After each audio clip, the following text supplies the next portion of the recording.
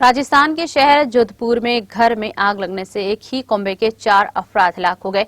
इत्तलात के मुताबिक पाल रोड पर वाक़े सुभाष नगर इलाके के घर में आग लगने के सबब बुजुर्ग जोड़े सुभाष चौधरी 18 साल और नीलम चौधरी 76 साल, इनकी बड़ी बेटी पल्लवी 50 साल और छोटी बेटी लावण्या 40 साल इतवार को झुलसकर हलाक हो गए।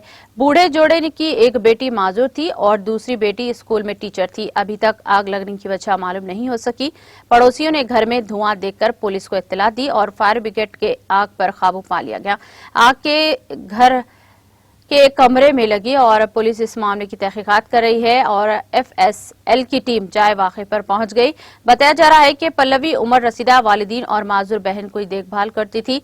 वाक़े के बाद इंतजामिया और पुलिस के आला ओहदेदार जाए वाक़े पर पहुंचकर हालात का जायजा ले रहे हैं।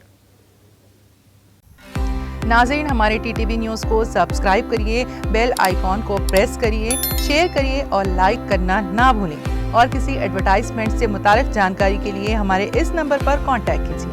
हमारा नंबर है 9550102020।